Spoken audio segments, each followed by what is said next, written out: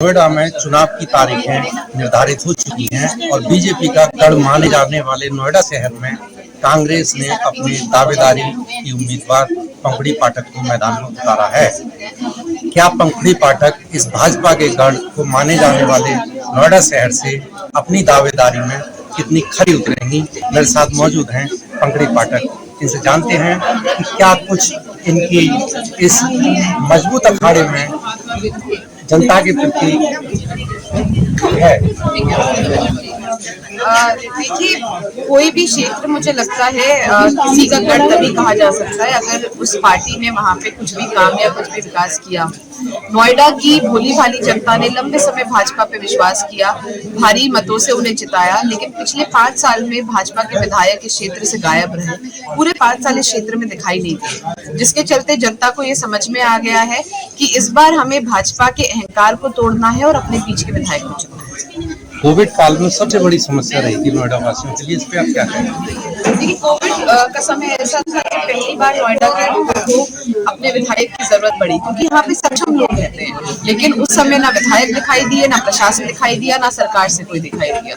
तब हमारे जैसे लोग जो नोएडा के आम लोग हैं, हमने एक दूसरे की मदद करी। कोविड में मैंने पूरे शहर में अपने निजी संसाधनों से सैनिटाइजेशन करने का काम किया, घर घर खाना पहुंचाना। जहाँ कोविड मरीज थे और कोई मुझे एक मैसेज डाल देता था तो उनके घर पे हमारे लोग जाके खाना देकर आते थे।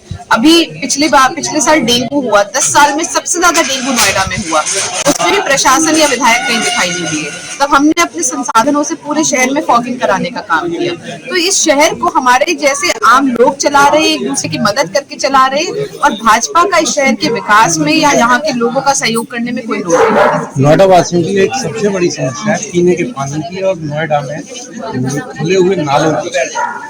देखिए, पीने का पानी एक बहुत बड़ी समस्या है। टीडीएस बहुत ज्यादा आता है, जिसके चलते हम लोगों के जीवन पे सीधा सीधा असर पड़ रहा है।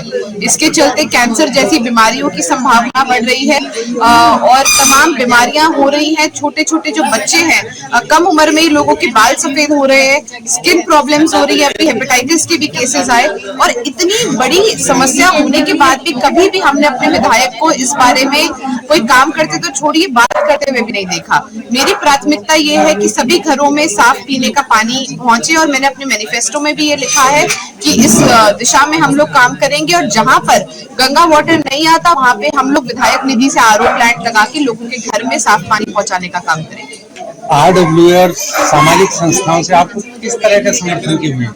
देखिए, यहाँ की जो RWA है, उन्होंने लगातार भाजपा के लोगों का समर्थन किया, लेकिन आज जो हमारे सारे वरिष्ठ लोग जो RWA में बैठे हैं, जो अपने अपने सोसाइटी को, अपने सेक्टर को चला रहे हैं, उन लोगों को भी हमारे विधायक जी से अपॉइंटमेंट नहीं मिलती, उनसे समय नहीं मिलता और उनकी समस्याओं का समाधान नहीं होता।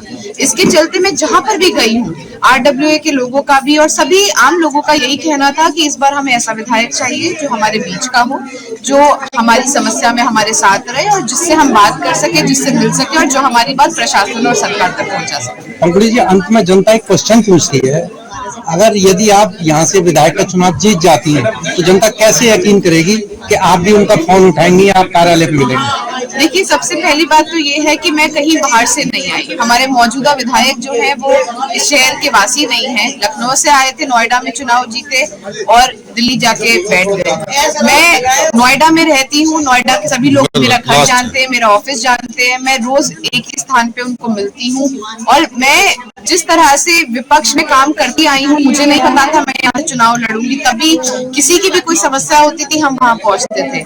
मुझे लगता है कि अगर मुझे मौका मिलेगा तो मैं और बेहतर तरह से यहाँ का काम कर पाऊंगी। और जितने लोग मुझे जानते हैं वो ये बात जानते हैं कि मैं हमेशा ही लोगों के लिए तत्पर रहती हूँ और किसी के भी एक फोन पे या एक मैसेज पे हमेशा अवेलेबल रहती हूँ। चुनाव की जीत के बाद पंखुड़ी पाठक मतदाताओं के लिए जो वादे कर रही हैं उस पर कितना खरा उतरेंगी, ये वक्त बताएगा। मुकेश गुप्ता, समाचार 24 टीवी के लिए, नोएडा।